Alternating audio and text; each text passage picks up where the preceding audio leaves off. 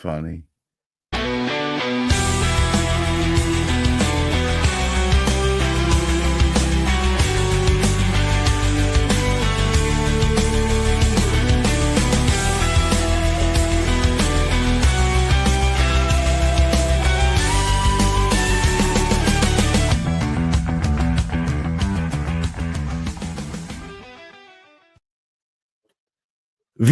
Bienvenue, welcome one and all to Modern Sales Meltdown, featuring David Chernick and myself, Gareth Wax, of the Many Hats. Now, today we're talking about a topic in sales which is going to become ever more prevalent. Can you sell like AI can't? Well, can you? Well, you're going to have to. You're going to have to. Otherwise, you won't be doing it. You won't be doing the selling. Your computers will be doing the selling, and they'll be doing it badly. What are you necking down there, man? This time of morning? Just orange, flavored, watery stuff. Okay. So yeah. So you know, if you're not working out ways to do your selling that enhances your AI, you will get left behind. Not just get left behind in your job. I'm not bothered about that. You should be, but more that everybody using AI is going to be selling the same way. You will have no competitive advantage. It's the point that it's a timing thing, because the time is now, and you either got to act or not act, and whether you like it or not. And this is one of those things where you're going to see that tortoise suddenly turn into a hare and sprint straight past you. And if you want to escape from a sea of sameness, which is what it's going to turn into if we're not careful, sea of sameness, you've got to make the difference. You've got to be somehow injecting humanity into the situation. Bear in mind that, and we've talked about this before, that every new tool that comes into existence that is found out by marketing gets ruined pretty quickly. Yeah, we all jump on the bandwagon. It does. You know, if you take yourself back to the times of direct mail, and you know, you're sitting at home and something drops in the letterbox. Oh my gosh! Hey, look, love, a letter addressed to us. I wonder what it could be about. Oh my. Glazing. Oh gosh, yes, right. And then marketing found out that worked, and suddenly your letterbox was inundated with junk mail. Right. If you take yourself back, and you'll be able to, and I certainly can, back to the early days of email. Early in my career, I was at IBM, and we had like the first widespread commercial email used for work. And I remember getting emails. Oh gosh, who sent me an email? Oh, John Hopwood, who's he? Sent it to me, you know, and you'd open it and action it. It'd be great. Oh, somebody's emailed me from outside of the organization. Gosh, look at this. How exciting. Very, very exciting. And then marketing people obviously cottoned on, and suddenly we had spam. Right? Same happened with social media, with everything. Same happens with all of the different gimmicks that people use. And now with the AI, you know, and the chatbots and the automated messaging. Now, what happens is we all jump on the bandwagon because we have to. And then we become just like everybody else. As you said, the sea of sameness. So you have no competitive advantage, right? All you have to do during that is to try and tweak things and split test things to find those special words and that resonate and make people open them. Well, everybody's doing that. And the chances are that the people who are listening to this video are going to be behind that curve. There are people who are way more advanced than you. You're always going to be chasing it. A little bit like when people started using SEO and paid search, that, you know, you had to try and keep up with shoveling money into the Google furnace, you know, and you're never going to be able to win that. There's always going to be somebody with more money to shovel in there. Okay. And better kit and better analysis and stuff like that. So how do you differentiate yourself? And the way you differentiate yourself has always been, and will continue to be until we download our entire personalities onto computers, us. Yeah, you. The thing that makes you human. Now, how do you use that in a sales context? Well, there are some things that AI is going to carry on finding very difficult, certainly for the foreseeable. And one of those things is being able to ask those really sort of telling, pressing, deep questions of people, to be able to probe into somebody's psyche and ask them what's keeping them up at night, eliciting from them, the real goals and challenges that they have in life. And to be able to ask those questions, which have always been awkward questions to ask, you have to be able to connect with them on a human, personal level, to develop enough trust in them to be able to share with you, for them to share with you, what's going to help in arriving at a good conclusion, a sale. Right. So that's certainly one area where we really need to deploy our human-based skills. What are those skills? Well, it's all of the different skills that we use to connect with people.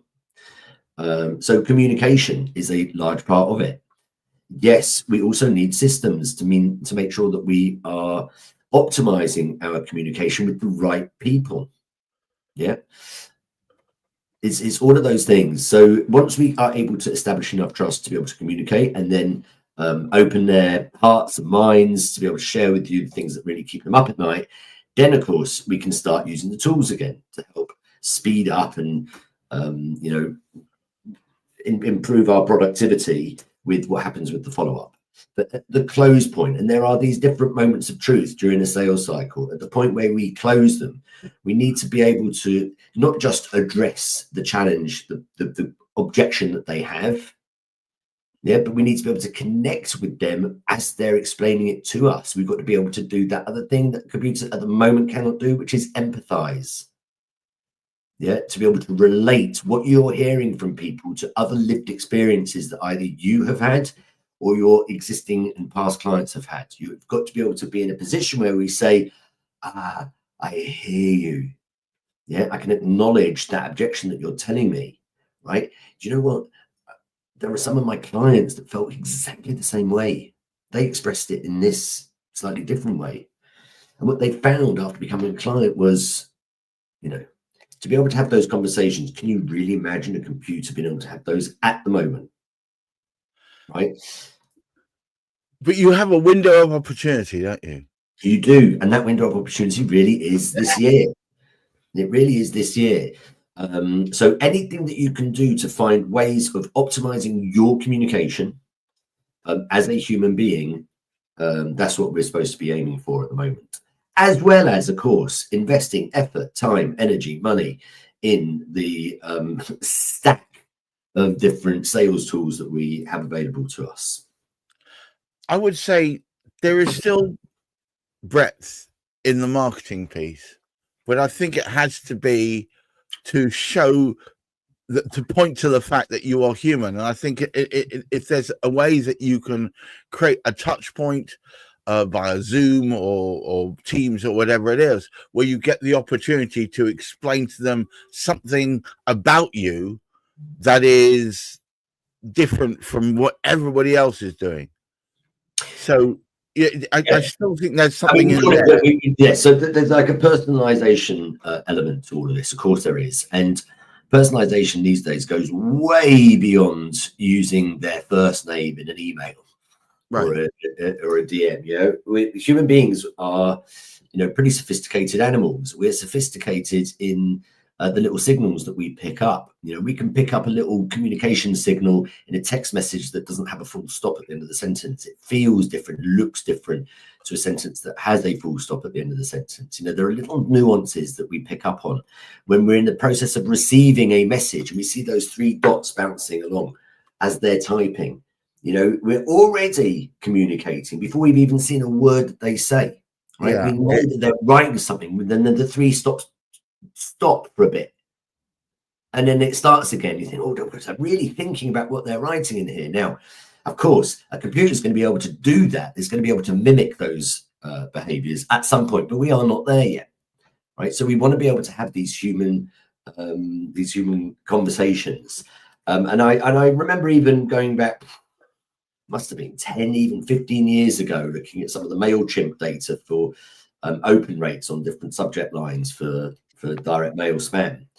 And, there were people even back then using deliberate spelling mistakes in subject headings in order to come across as being more human. Yeah. And there'd be higher open rates if there was a spelling mistake in a subject line. Yeah, it's fascinating stuff. But as this happens more and more, human beings become more and more resilient. We become more sensitive and tuned in to whether or not we're dealing with a computer. We're both really into music. Yeah. And we both listened to, and in your case, created or prompted AI generated music. In fact, the intro to this very show was created with a prompt, Gareth, that you wrote. Am I right? It started with a prompt, certainly, but it started with a prompt. It was 80% AI and 20% me. There you go. Perhaps a little bit of editing at the end. So, but I can tell that this is just what we used to call back in the day music. It's just churned out. Yeah, factory produced music. Now, Gareth, you're able to do it pretty well because you're very practiced in it. Yeah, so you have invested time, effort, and money into your use of those tools. Yes.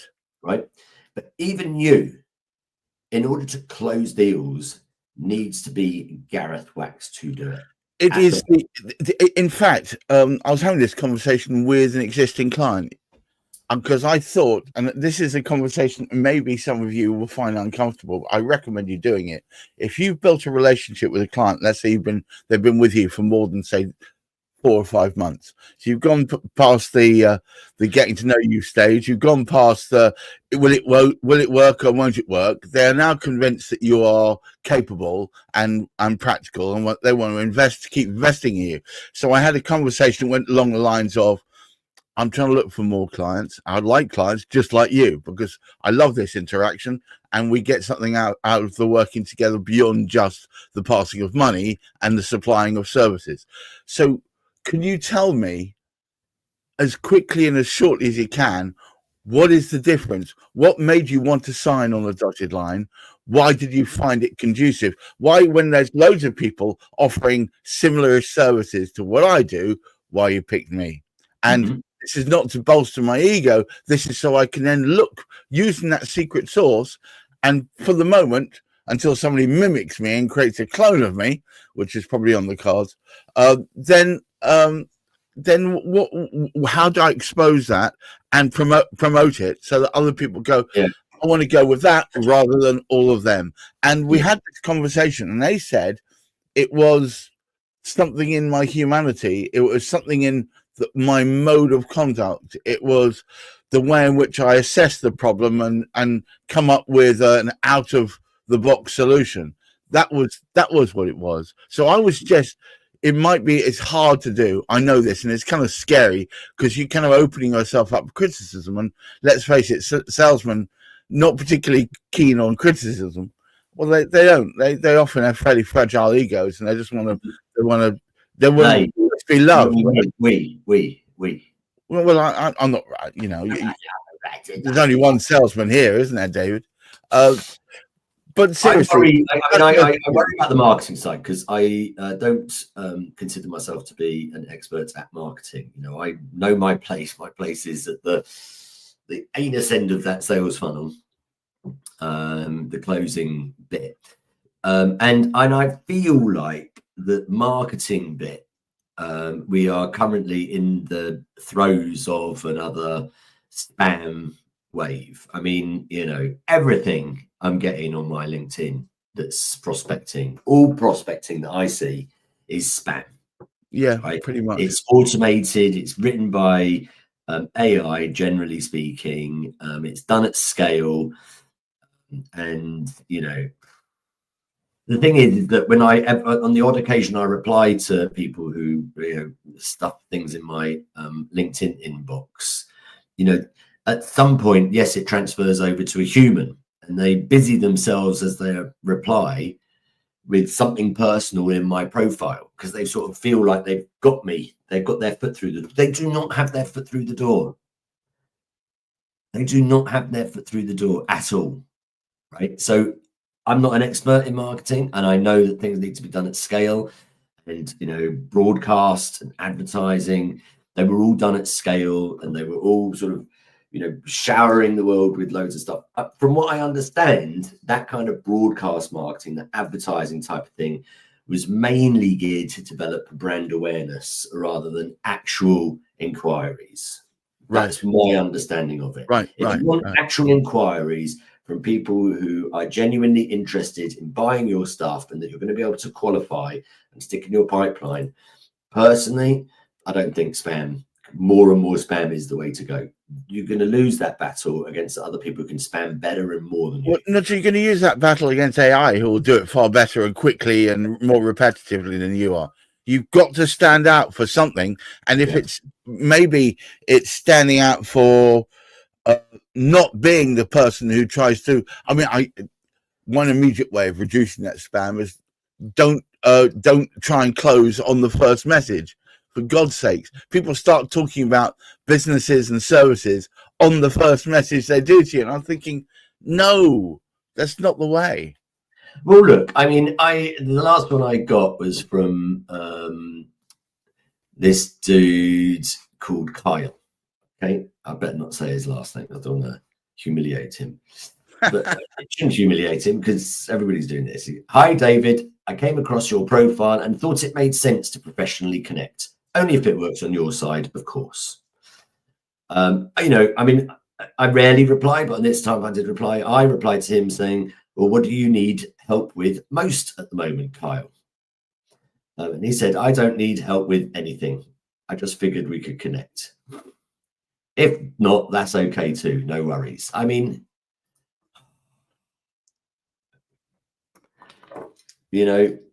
connect. He doesn't want to connect. He wants to flog me some stuff. I think it feels like that anyway. Maybe he does want to connect, but he sounded like a computer. Yeah, but the thing is, I think, okay, well, I can instantly do something there. Because you're the LinkedIn guy. So, all right. So if you're going to send a message to someone, you need to have identified something in their personality that meshes with your own, not your business, not your product, not your service, but your own. So I sent a connection message to somebody recently saying, I see you play a lot of music. I play a lot of music and I like to talk about music. Yeah, I got a business. Yeah, I got this and I got that, but I'm not interested in talking to you about this right now. I want to find out more about your music. Right. Were you able to do that at scale for the people with their different interests? Yeah, because I searched for everybody. I searched for everybody who plays an instrument and everybody who's interested in talking about instruments. So for instance, you can search. This needs Navigator guys to do this. I can search through people's content, not just their profile, but also, for instance, their output. And if I find they're talking about music, they're my kind of person. And are you able to automate that process? Can the computer do that? Up to a point. I send out like 300 or 400 of these, and then out of that, I get between 15 and 20% response of people going, what? And then I respond to them saying, can we natter about music? Because I'm looking for more music bods. And some of them out of that, I'll get 10, 20, 30% who say, I guess so. What do you want? And then I say, I just want to talk about music. And having repeated the same basic message, they then go, a portion of that, and I don't know what the percentage of that is, but a portion of it say, all right, let's do that. And I had one of those conversations 2 days ago, and he's got no interest in me buying or selling anything from him, and vice versa. But we've become had a lovely conversation. So if you sent out 300 and then you got 20% of 20% and then some conversations from there. Yeah. You are talking there about, what is that, 3 or 4% or 6%? I think I'm targeting which is better. 8%. I'm looking, oh my God. Spam is less than 1%. Right? Spam is less than 1%. Yeah. I'm still creating conversations with people who will want to talk about something that doesn't necessarily involve money at that stage. Yeah. I mean, I'm just about to have a conversation with somebody where I've asked them to write up a list of their, I mean, it's old fashioned, man. Who do you really want to be doing business with? yes, you've got your persona, your target persona, or as HubSpot calls them, their, oh no, they call them personas. You know, your avatar, your ideal customer avatar. Yep. Write me a list of the 20 that would be brilliant for you. Do your desk research, find out who they are. Why do you want to speak to them? Get their contact, invest in them. Right. You know, increase the value of each one of those leads by doing qualification and finding data about them, and then phone them up, message them directly. It takes 6 attempts, as you know. I think you do it in 5, don't you? Yes. To get a reply. I mean, most people, it takes that they give up way before, and they would need to do 10 attempts in the way they do it, usually to end up getting blocked. But you know, you can improve that, you can optimize that. So you're making your attempts in investing in those individuals, right? But I would say on a medium like LinkedIn. Well, yeah, but if you're going to spend any effort on LinkedIn, you've got to stop thinking it's a frontline sales medium. It is a way of getting to know personalities, and then once they know who you are a little bit, and let's face it, I don't hide my light under a bushel. I'm fairly blatant about who I am. Then part of the conversation will come, well, okay, we've found that we've got some common interest. Now let's go beyond that. Would you like to hear about what else I do and see whether there's any kind of relevance to what you do? At that point, they'll go, well, oh, okay, why not? And literally, I've made, I would say 4 out of the 5 sales I've made this month have all been about people I kind of got to know on a human level, and then had the sales conversation afterwards. Yeah, that's the way to do it, man. I think so. I think, well, look, as you say, and let's round this up before we finish. In a world where AI is becoming prevalent, it seems logical that any repetitive task, and that is mass mailing, mass marketing of any kind, will be eventually taken over by that, because that's a machine that's designed for repetitive tasks.